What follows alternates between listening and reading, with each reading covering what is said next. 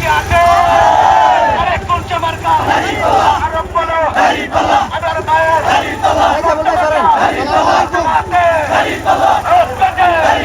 আবার মায়ের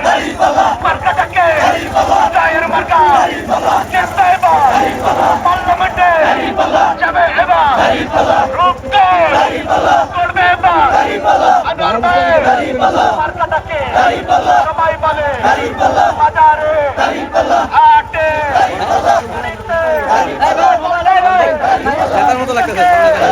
জামাতে আবার মায়ের মার্কা একটা মার্কা একটা মার্কা